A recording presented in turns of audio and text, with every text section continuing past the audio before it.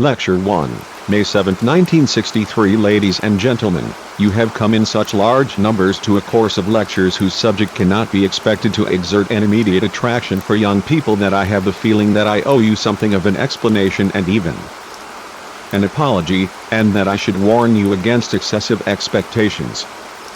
When you attend a course of lectures given by someone who has written a book on the good, or rather the bad, life, it is reasonable to assume that you, or many of you, at least, have come in the hope that these lectures will teach you something about the good life, das richtige Leben, and that you will be able to learn something from these lectures that will be of direct benefit to you in your own lives, whether in private, or in public, in other words, in your existence as political beings. The question of the moral to life is one that will be put, or so I hope, in the course of these lectures. The form it will take will be to inquire whether the good life is a genuine possibility in the present, or whether we shall have to make do with the claim I made in that book that there can be no good life within the bad one. 3. An assertion, incidentally, that, as I discovered later, comes very close to one made by Nietzsche. 4. But in these lectures I shall not be able to offer you anything resembling a practical guide to the good life. And you for your part would be wrong to expect anything like direct, immediate help for your own immediate problems, whether private or political, and the realm of politics is very closely connected to the sphere of morality. Moral philosophy is a theoretical discipline and as such must always be distinguished from the burning questions of the moral life. Kant, for example, insisted that it was not essential to have studied moral philosophy in order to be a decent or a good or a just human being. 5. Or I may cite a more recent statement that occurs to me.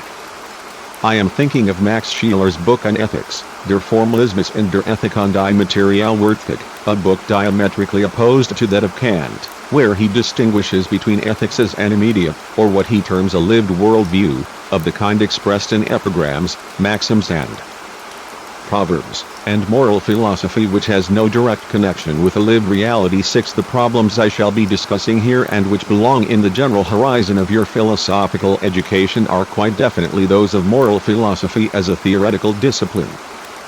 So if I am going to throw stones at your heads, if you will allow the expression, it will be better if I say so at the outset than for me to leave you under the illusion that I am distributing bread. And if the bread that you hope to receive fails to materialize, this may mean that the stones I have thrown will miss, or, and this is my real hope, they will not turn out to be too terribly hard. For the theorems that I shall lay before you will not be too rigorously scholastic. When I say that I hope that the stones will miss you or that they will not prove to be too terribly hard, I have something particular in mind that may in a certain sense help to re-establish that link with your own living interest. For even though I am quite clear in my mind that a course of lectures on moral philosophy can be of no direct assistance in your lives, I am no less convinced that you are justified in your desire to learn about the good life. The only problem here is that I do not in any sense feel authorized to hold forth to you about that. And precisely because I am aware that very many of you have great confidence in me, I would be extremely reluctant to abuse that confidence by presuming to slip into, even if it were only through my lecturing style, the false persona of a guru, a sage. I should wish to spare you that, but I should also wish above all to spare myself the dishonesty of such a pose. Nevertheless, when I say that there will be a link to you and your vital interests, I would like to indicate what it will not consist in. For however justifiable your interest in gaining useful knowledge from a course of lectures on moral philosophy, there is nowadays a great danger of what might be termed an illicit shortcut to practical action. And we must make clear from the outset that moral philosophy has a necessary connection with practical action. In the various divisions of philosophy, moral philosophy is customarily defined as practical philosophy, and Kant's chief work, one that is devoted to moral philosophy, bears the title of A Critique of Practical Reason. I must mention here and passing that the concept of the practical should not be confused with the degenerate concept that has become current nowadays and can be seen in the way people refer to a practical person as someone who knows how to tackle problems and cope with the problems of life in a clever way. Practicality here goes back to its philosophical origins in PR, ye, and pre, and to the Greek meanings of doing, acting. In the same way, the themes of Kant's practical philosophy, in the second part of the Critique of Pure Reason. The section dealing with the transcendental doctrine of method are formulated in the celebrated question that is undoubtedly familiar to you all: what shall we do? 7. According to Kant, who is, God knows, not the worst guide to the conceptualization of such problems, this question, what shall we do, is the crucial question of moral philosophy. And I would like to add that it is the crucial question of philosophy in general. For in Kant practical reason takes an unambiguous priority over theoretical reason, and in this respect Fichte was less of an innovator when compared to Kant than he imagined. 9. Today, this question has undergone a strange modification. I have found again and again that when carrying out theoretical analyses, and theoretical analyses are essentially critical in nature, that I have been met by the question, yes, but what shall we do? And this question has been conveyed with a certain undertone of impatience, an undertone that proclaims, all right, what is the point of all this theory? It goes on far too long. We do not know how we should behave in the real world, and the fact is that we have to act right away. I am not blind to the motives behind this protest, particularly in the light of the atrocities perpetrated under the Nazis, and also of the difficulties of direct and effective political action in our own day, difficulties that lead people obsessively to put such questions as, very well, if there are barriers everywhere and every attempt to create a better world is blocked off, what exactly are we supposed to do? But the reality is that the more uncertain practical action has become, the less we actually know what we should do, and the less we find the good life guaranteed to us, if indeed it was ever guaranteed to anyone, then the greater our haste in snatching at it. This impatience can very easily become linked with a certain resentment towards thinking in general, with a tendency to denounce theory as such. And from there it is not very long before people start to denounce intellectuals. Goleman, for example, has attacked theoreticians and intellectuals in a whole series of publications, including one that is aimed at me personally, and especially my theory of half-education, 10. The question of what half-education is, and has argued in particular that you cannot really do anything with theory. Point 11. This reproach about the uselessness of theory, this impatient need to hurl oneself into action without delay spells the end of any kind of theoretical work and contains within itself, teleologically, as if it had been assumed from the outset, a relationship to a false, in other words, an oppressive, blind and violent form of practice. Ladies and gentlemen, I urge you therefore to exercise a certain patience with respect to the relations between theory and practice. Such a request may be justified because in a situation like the present, one about which I do not entertain the slightest illusion, and nor would I wish to encourage any illusions in you, whether it will be possible ever again to achieve a valid form of practice may well depend on not demanding that every idea should immediately produce its own legitimating document explaining its own practical use. The situation may well demand instead that we resist the call of practicality with all our might in order ruthlessly to follow through an idea and its logical implications so as to see where it may lead. I would even say that this ruthlessness, the power of resistance that is inherent in the idea itself and that prevents it from letting itself be directly manipulated for any instrumental purposes whatsoever, this theoretical ruthlessness contains, if you will allow me this paradox, a practical element within itself. Today, practice, and I do not hesitate to express this in an extreme way, has made great inroads into theory, in other words, into the realm of new thought in which right behavior can be reformulated. This idea is not as paradoxical and irritating as it may sound, for in the final analysis thinking is itself a form of behavior. In its origins thinking is no more than the form in which we have attempted to master our environment and come to terms with it. Testing reality is the name given by analytical psychology to this function of the ego and of thought, and it is perfectly possible that in certain situations practice will be referred back to theory far more frequently than at other times and in other situations. At any rate, it does no harm to air this question. It is no accident that the celebrated unity of theory and practice implied by Marxian theory and then developed above all by Lenin should have finally degenerated in Stalinist dialectical materialism to a kind of blind dogma whose sole function is to eliminate theoretical thinking altogether. This provides an object lesson in the transformation of practicism into a rationalism, and hence too, for the transformation of this practicism into a repressive and oppressive practice. That alone might well be a sufficient reason to give us pause and not to be in such haste to rely on the famous unity of theory and practice in the belief that it is guaranteed and that it holds good for every time and place. For otherwise you will find yourself in the position of what Americans call a joiner, 12, that is to say, a man who always has to join in, who has to have a cause for which he can fight. Such a person is driven by his sheer enthusiasm for the idea that something or other must be done and some movement has to be joined about which he is deluded enough to believe that it will bring about significant changes. And ultimately, this enthusiasm drives him into a kind of hostility towards mind that necessarily negates a genuine unity of theory and practice. Ladies and gentlemen, what is at stake here is that you should be aware that Fichte's famous assertion that morality is self-evident cannot be upheld, at least not in the way that Fichte intended at the time, even though the statement undoubtedly contains a grain of truth. 13 to be more specific, we may say that a particular historical conjuncture plays a role here.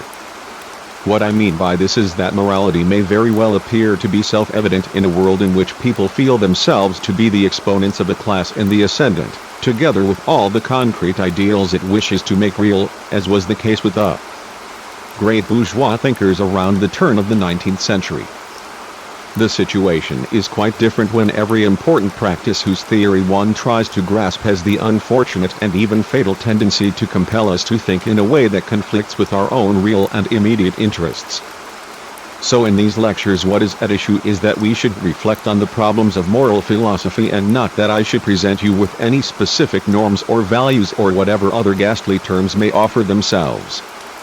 To put it in another way, the subject of moral philosophy today requires that we do not naively respond to such questions about how to lay down absolute rules about behavior, about the relation between the general and the particular in reference to behavior, and about the immediate creation of a moral good.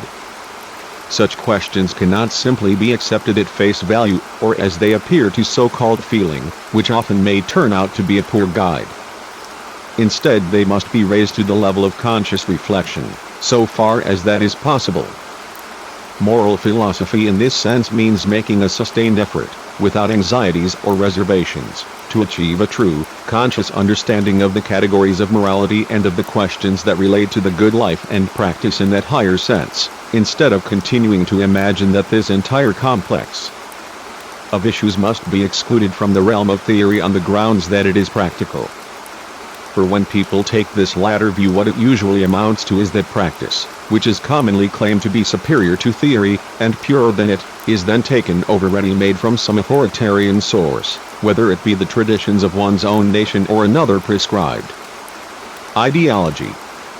And in consequence they never reach the point that in Kant's eyes constitutes the locus of right action, namely the moment of freedom in the absence of which the good life cannot even be properly conceived. Such a formulation of the task of reflecting on moral philosophy of the kind I have just given you, however fragmentary, would moreover be in tune with the present stage of advanced psychological knowledge, that is to say, of psychoanalysis. For the essence of the latter is that, where the it is, in other words, where the unconscious, where darkness rules, there ego shall be, in other words, there shall be consciousness. 14 Put differently, something like a true practice is only possible when you have passed through theory. Ladies and gentlemen, I should like to show you at this point, or rather I should like to express something that may well have occurred to you in a more or less well-articulated form. This is the awareness that we cannot simply assert that all you need to arrive at correct practice is a correct theory. And those among you who have been kind enough to listen to me attentively will have observed that I did not in fact make any such claim. Instead, all I claimed was that there was a greater and more urgent need of theoretical intervention at the present time. On the other hand, it is no less true, and I believe that this must be asserted no less bluntly than the need for theory, that theory and practice do not slot into each other neatly, that they are not simply one and the same thing, but that, if you will forgive the hackneyed image, a kind of tension obtains between the two. Theory that bears no relation to any conceivable practice either degenerates into an empty, complacent and irrelevant game, or, what is even worse, it becomes a mere component of culture, in other words, a piece of dead scholarship, a matter of complete indifference to us as living minds and active, living human beings. This even holds good for art, for, however mediated, however indirect or concealed it may be, such a link must nevertheless exist. Conversely, as I have already pointed out, a practice that simply frees itself from the shackles of theory and rejects thought as such on the grounds of its own supposed superiority will sink to the level of activity for its own sake. Such a practice remains stuck fast within the given reality. It leads to the production of people who like organizing things and who imagine that once you have organized something, once you have arranged for some rally or other, you have achieved something of importance, without pondering for a moment whether such activities have any chance at all of effectively impinging on reality. 15. This brings me to a fundamental theme of moral philosophy, namely the distinction between norms that simply relate to the pure will, as Kant taught, and norms that in the course of reflecting on moral questions also include the objective possibility of being made real in practice, as Hegel maintained in opposition to Kant. This problem has been formulated as the distinction between an ethics of conviction, Gesinnungsethik, and an ethics of responsibility, Verantwortungsethik, and we shall have something to say on this subject at a later date. 16. However that may be, and however inseparable these two distinct disciplines, theory and practice, may be, since after all they both have their source in life itself, there is one further factor necessary for practice that is not fully explicable by theory and that is very hard to isolate. And I should like to emphasize it because I regard it as fundamental to a definition of the moral. We may perhaps best define it with the term spontaneity, the immediate, active reaction to particular situations. Where this factor is missing, or we might also say, where theory does not wish in the last analysis to achieve anything, something like a valid practice is not possible. Moreover, one task of the theory of the moral is to set limits to the scope of theory itself, in other words, to show that the sphere of moral action includes something that cannot fully be described in intellectual terms, but also that should not be turned into an absolute. What I have in mind is something that should not be treated as if it were an absolute, but that must in fact stand in a definite relationship to theory if it is not to degenerate into mere folly. Ladies and gentlemen, I find it extraordinarily difficult to find words to describe this factor, and this is no accident, since we are attempting to describe in theoretical terms an element of morality that is actually foreign to theory, and so to describe it in theoretical terms is not without an element of absurdity. But I believe that we found a clue to it a little while ago when I was telling you about the concept of resistance, even though what I was saying then was that resistance today should be sought in the drive towards theory. For that something should be done is a belief held by everyone nowadays. What is found to be problematic is when someone decides not to do anything for once, but to retreat from the dominant realm of practical activity in order to think about something essential. Now what I wish to emphasize is the factor of resistance, of refusing to be part of the prevailing evil, a refusal that always implies resisting something stronger and hence always contains an element of despair.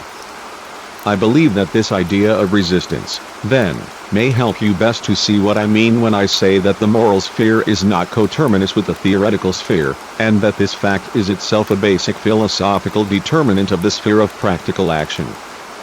Perhaps I can illustrate this with something I experienced, a very simple experience, in the first few months after I returned to Germany. It is now almost 14 years ago, from emigration. I had the opportunity to make the acquaintance of one of the few crucial actors of the July 20th 17 and was able to talk to him. I said to him, "Well, you knew very well that the conspiracy's chances of success were minimal, and you must have known that if you were caught you had to expect a fate far more terrible than death, unimaginably terrible consequences. What made it possible for you to take action notwithstanding this?" Whereupon he said to me, "You will all know his name, but I do not wish to name him here, but there are situations that are so intolerable that one just cannot continue to put up with them, no matter what may happen and no matter what may happen to oneself in the course of the attempt to change them." 18. He said this without any pathos, and I should like to add, without any appeal to theory. He was simply explaining to me what motivated him in that seemingly absurd enterprise on July 20th. I believe that this act of resistance, the fact that things may be so intolerable that you feel compelled to make the attempt to change them, regardless of the consequences for yourself, and in circumstances in which you may also predict the possible consequences for other people, is the precise point at which the irrationality, or better, the irrational aspect of moral action is to be sought, the point at which it may be located. But at the same time, you can see that this irrationality is only one aspect, because on the level of theory the officer concerned knew perfectly well how evil, how horrifying this Third Reich was, and it was because of his critical and theoretical insight into the lies and the crimes that he had to deal with that he was brought to the point of action. If he had not had this insight, if he had had no knowledge of the vile evil that prevailed in Germany at the time, he would quite certainly never have been moved to that act of resistance. But we then find that this other factor comes into play, the conviction, for whatever reason, that things cannot go on like this. I cannot allow this to happen, regardless of what might happen to me or others in consequence. This will perhaps help to give you something of an idea of the complexities of what is meant by moral philosophy in a concrete instance. This feature that I have just described introduces something alien into moral philosophy, something that does not quite fit, precisely because as a theory moral philosophy tends to overlook such matters. It is difficult to express this, but there is something shameful about my standing here in the comfort of a lecture room, making comments of this sort to you who are all sitting more or less comfortably in your seats, about situations like that of the men of the 20th July, which, God knows, have been the stage on which the moral dialectic of our age has been acted out. When you confront this with practice, and practice is when it hurts, when it really hurts, there is something cynical here that is hard to ignore. This cynicism can also be detected in the concept of moral philosophy as a theoretical discipline which I began by describing, simply because moral philosophy almost compulsively ignores this element that I have just described and that theory cannot accommodate. To that extent we might even say that because the moral involves action it is always more than thought, and that moral philosophy, the reflection on moral questions, stands in something of a contradiction to the object of its own reflections. Moreover, there are situations, and I believe that we find ourselves still living in such a situation, in which the contradiction involved in thinking about something when we should be doing something about it is especially flagrant.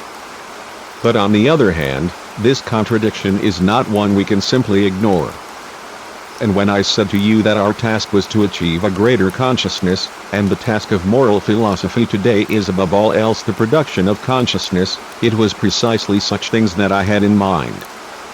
In other words, where we find contradictions, where we find ourselves unable to eliminate contradictions through the stratagems of theory or conceptual devices, what we have to do is to become conscious of them, to generate the strength to look them in the face, instead of arguing them out of existence by more or less logical procedures.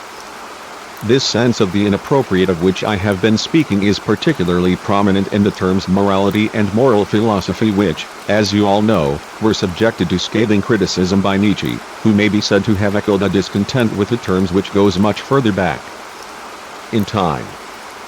Only a few days ago, to my great surprise, I found the term moralistic being used in a pejorative sense as early as Hölderlin, which shows that the problematic nature of the term goes right back to the age of so-called German idealism. Morality derives from the Latin word mores, and mores means, as I hope you all know, custom, sit.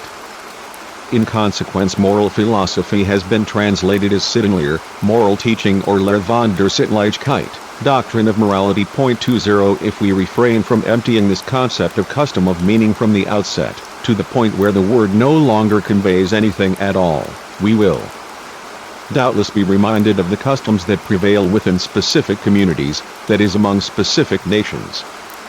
What I would say is that the reason why the question of moral philosophy has become so very problematic today is that the substantial nature of custom, the possibility of the good life in the forms in which the community exists, which confront the individual in pre-existing form, has been radically eroded, that these forms have ceased to exist and that people today can no longer rely on them. And if we act as if they did still exist, this will only lead to the preservation of specific spheres of life in which a little of the old order still appears to have survived in a provincial form, as if this were in itself the guarantee of a good or moral life. The resistance to the term moral as seen in moralistic, that you surely all feel, becomes explicable at this point. It is based on the fact that we all chafe at the narrow limitations imposed by prevailing ideas and existing circumstances and resent the assumption that these in some sense already embody the good life.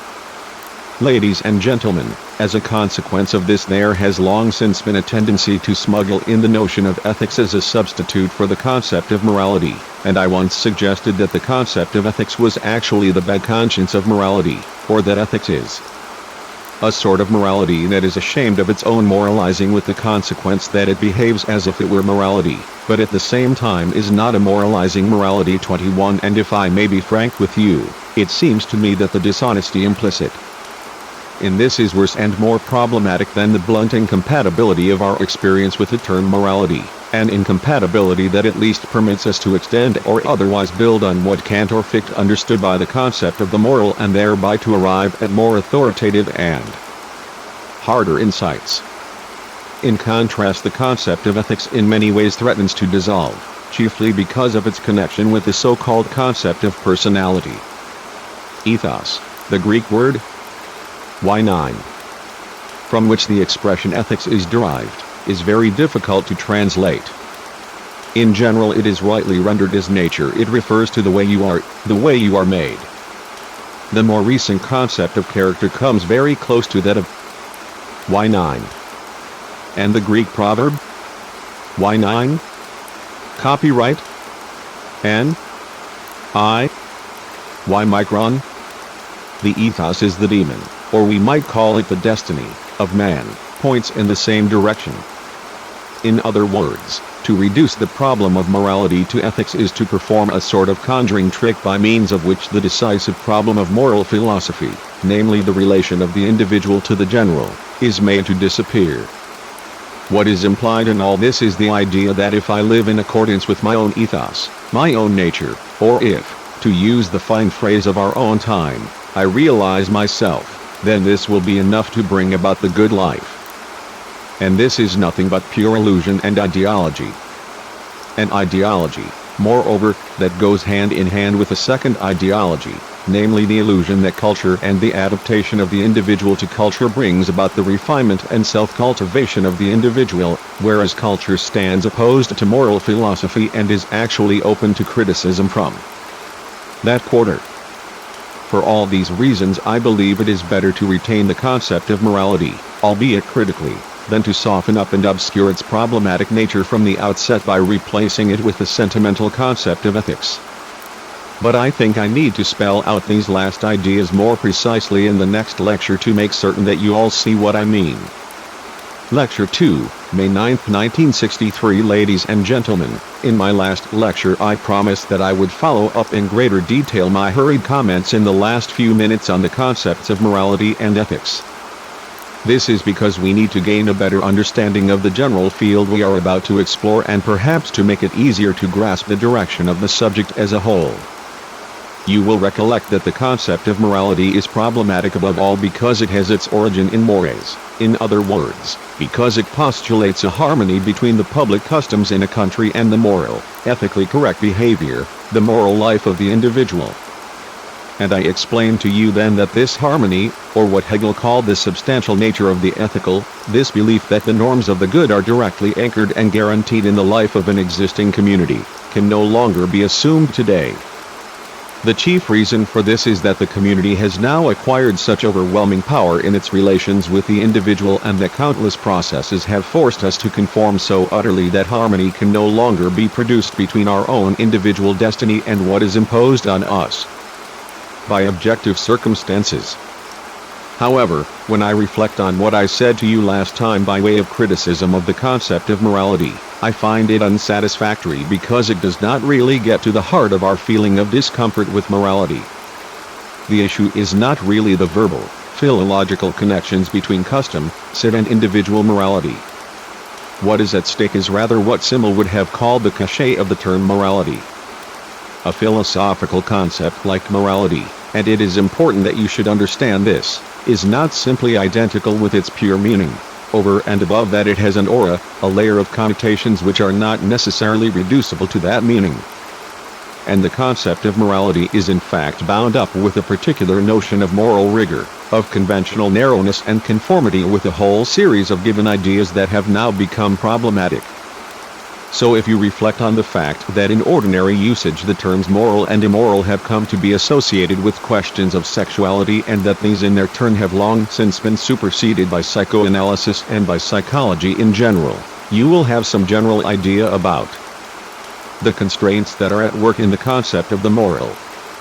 This has been articulated by Georg Buchner in a very profound and also witty passage in Wojciech, where the captain rebukes Wojciech, a man who radiates decency with every fiber of his being, for having an illegitimate child, and he goes on to oscillate between the assertion that Wojciech is immoral and that he is a good man. When he tries to explain why Wojciech is immoral, he finds himself reduced to the tautology that he is immoral because he lacks morality. So in the captain we find that this notion of morality has become completely separate from the idea of moral goodness. He sees absolutely no contradiction in claiming both that Wojciech is a good man and also that he is immoral. One Nietzsche's entire objection to what is known as morality is based on ideas of this sort.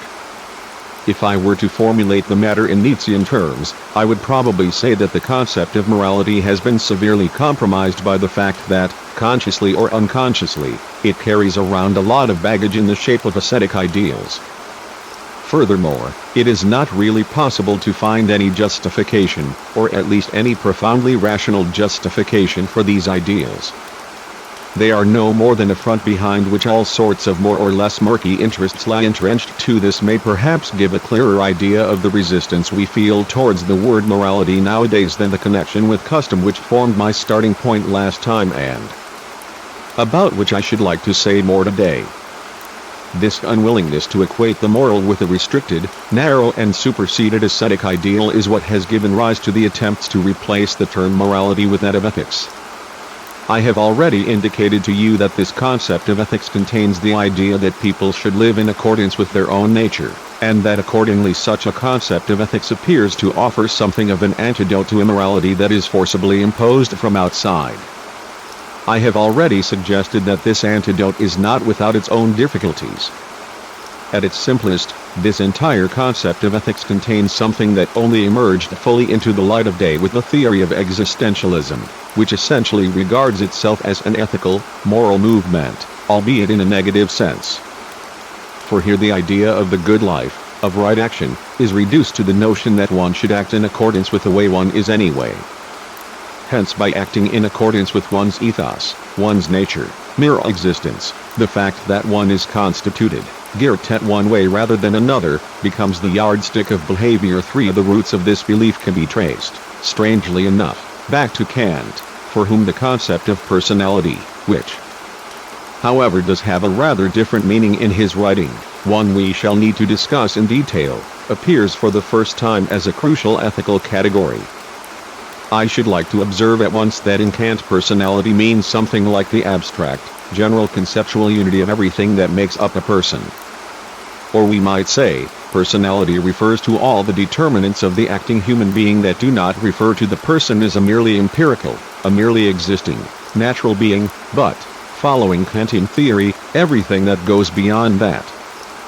Hence personality is everything about the person that is supra-empirical and at the same time expresses the universality that should be binding on every person, or, as Kant himself says, every rational being. For it is from this point, in the course of a process that would be interesting to reconstruct, that we find the emergence of the personality as the strong human being, identical with himself, complete in himself, that then displaces the concept of the ethical and puts itself in the place of ethical norms.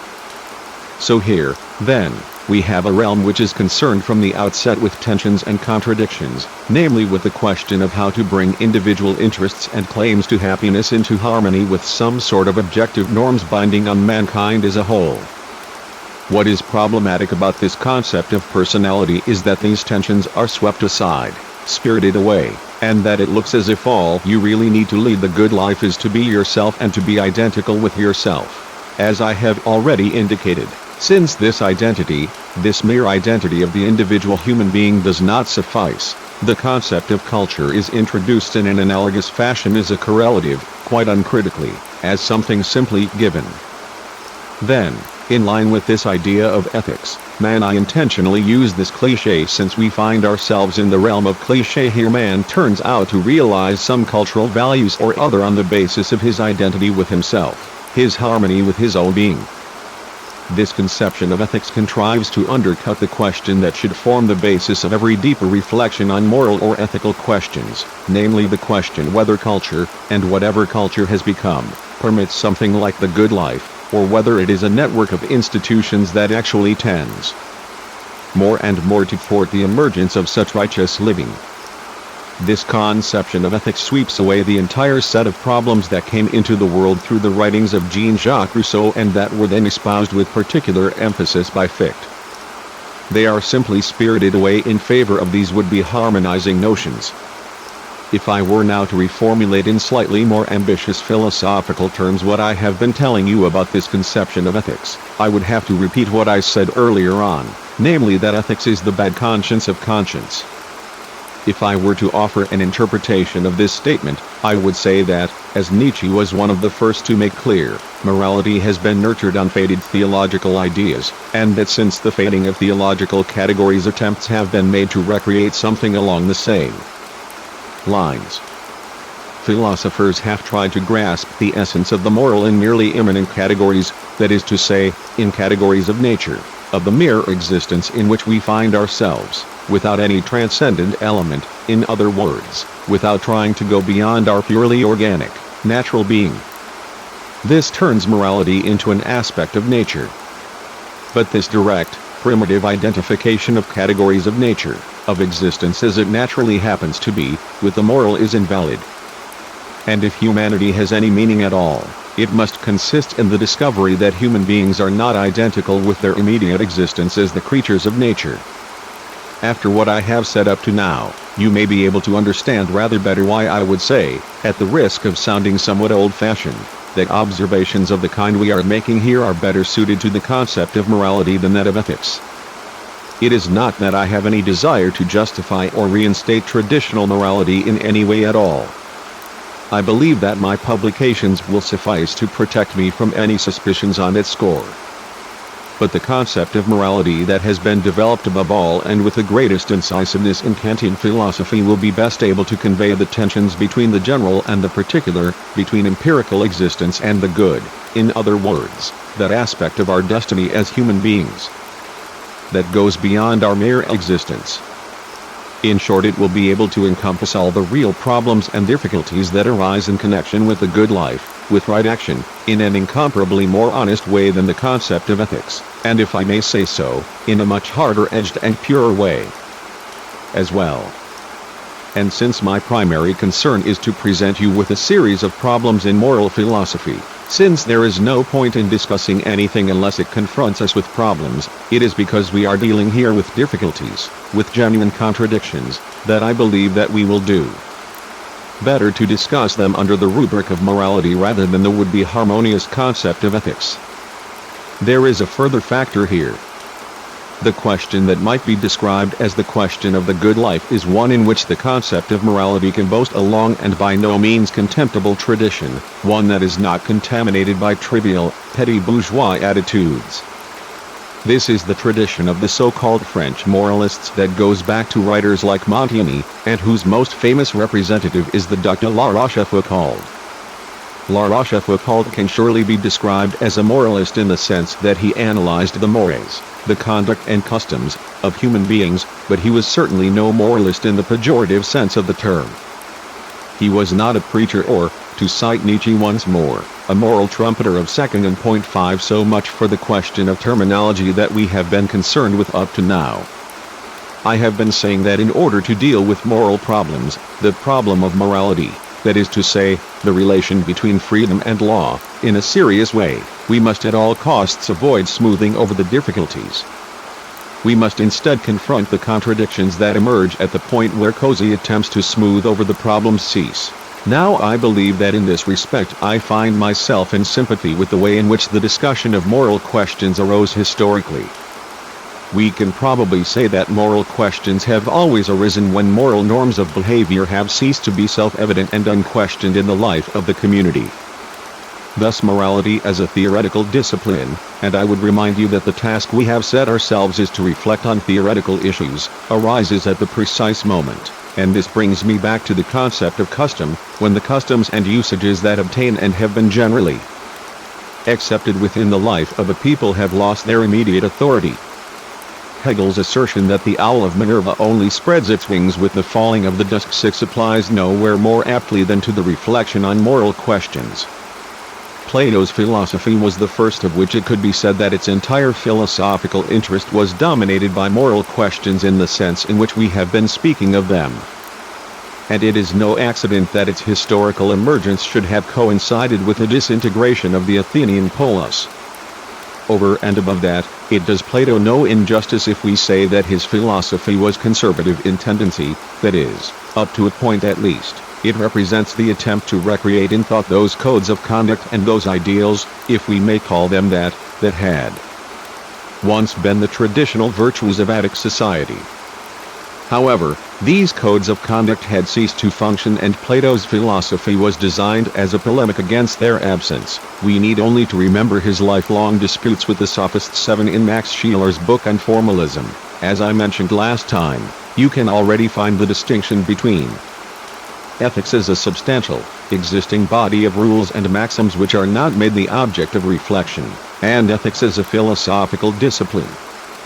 And he remarks quite bluntly, whereas ethics in the first sense is a substantive collection of rules is the constant companion of every ethos, what that companionship amounts to I shall come to in a moment. Ethics in the second sense is a relatively rare occurrence.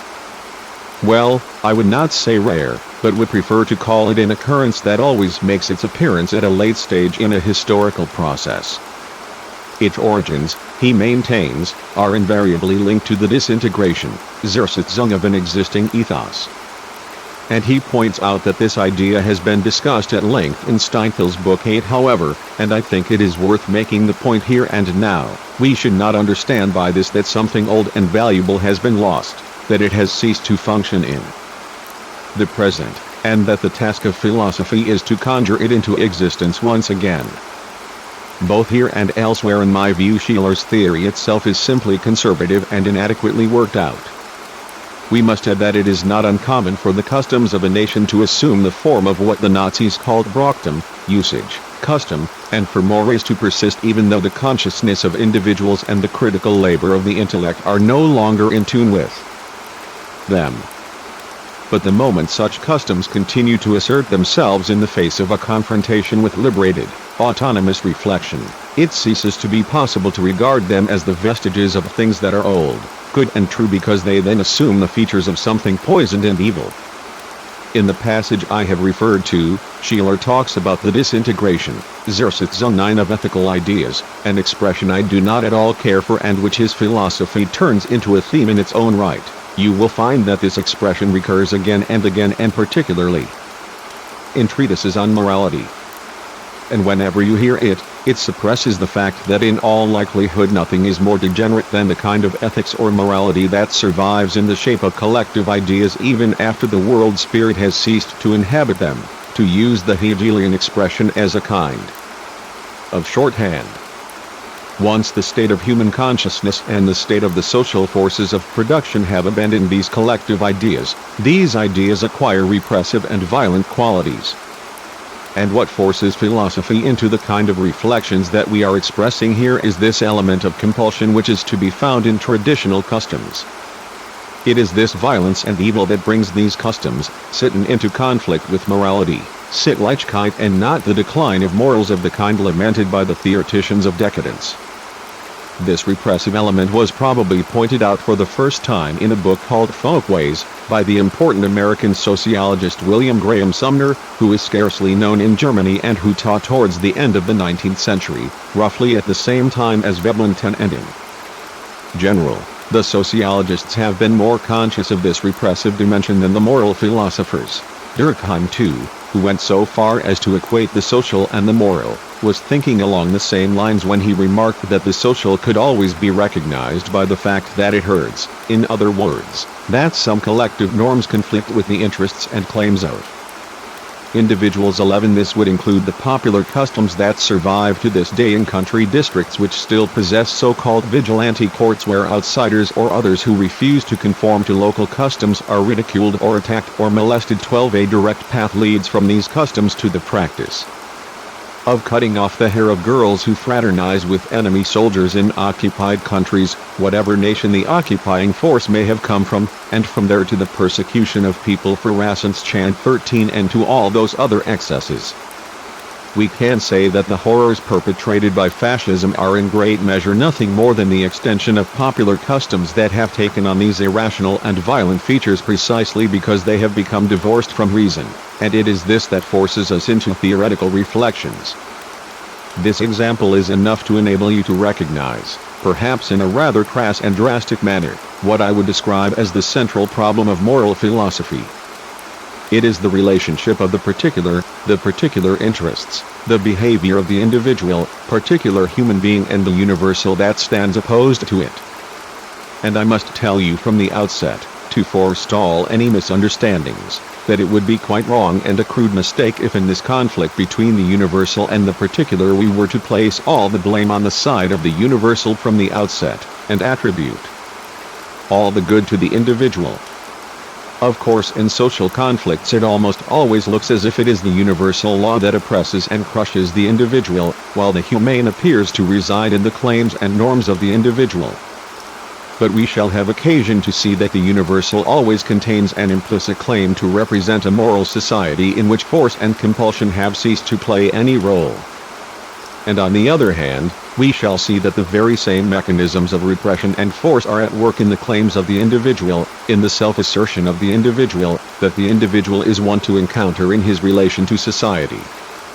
At all events, the problem of how the general interest and the particular interests relate to each other in the course of human interaction is the fundamental problem of ethics, and, in a disguised form, it is also the fundamental problem of Kantian ethics, although Kant does not express it in the form that I have just used in my explanations to you. It is the fundamental problem of Kantian ethics for the following reason. Incidentally, you must forgive me if I sometimes alternate between ethics and morality. I do so because the constant repetition of the word morality simply gets on my nerves, but I think that I have said enough on that score to prevent any misunderstandings. In Kant, moral problems always circle round the question of the relations between the natural, empirical individual human being and the intelligible human being, who is determined simply and solely by his own reason, of which freedom is an essential characteristic. If that is so, then the relation of the universal to the particular is a central feature of that relationship. Ethical conduct or moral and immoral conduct is always a social phenomenon. In other words, it makes absolutely no sense to talk about ethical and moral conduct separately from relations of human beings to each other, and an individual who exists purely for himself is an empty abstraction. Given that this is the case, it follows that the social problem of the divergence between the universal interest and the particular interest, the interests of the particular individuals, is what goes to make up the problem of morality.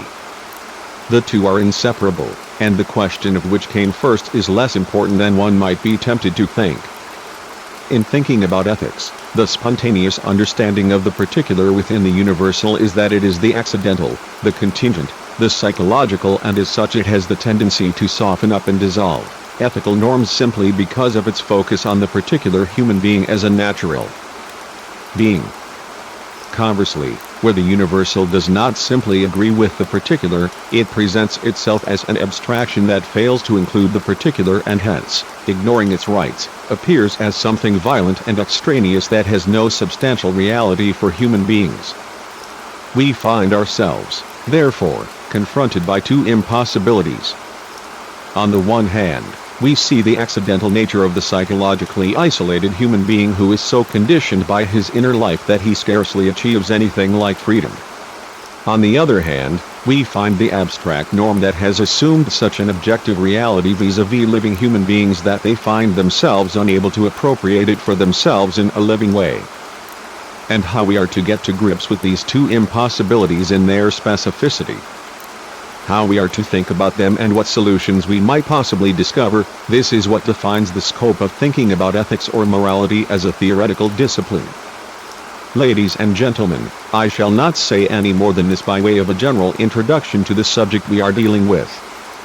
I could follow it up with a list or with an overview of the terrain to be covered. I could classify the issues as a good scholar should and, starting from the most general concepts, I could proceed systematically to examine particular questions. It is not my intention to do so. To give you a reasoned explanation for this would exceed the limits of what can be achieved in this course of lectures. It would extend the course into metaphysics and epistemology, and to tell you the truth I would find such a prospect very tempting. But we would never reach the point where we could discuss the problems of moral philosophy that I have promised you. So I must simply ask you to accept as a working hypothesis that I would rather talk about the neuralgic points that enable me to tell you about some of the problems and necessary contradictions that go to make up the moral sphere, than to give you a general overview of the problems of moral philosophy. There may be some among you whose nerves are so constituted that in the present situation they might find something slightly comical about any such overview, any such logical hierarchy of moral propositions. But nor do I wish to leave our discussions entirely to chance. I have no desire to fix on a series of problems like a rhapsodist, as Kant would say. A certain organization is needed, as I am sure you all feel. Strange though it may seem, young people today have a greater need for organization, for a certain kind of systematic thought than, for example, I do. For I belong to a generation that grew up in violent rebellion against the very concept of philosophical systems, and whose entire way of thinking was defined by that rebellion. You find the belief in any order and security to be altogether problematic, whereas we had to break free from too much order and too much security. If I am not deceived, you have in general a much greater need for order than I do.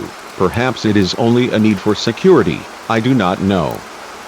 But at all events, I would wish to pay you the compliment of not pretending that this need does not exist.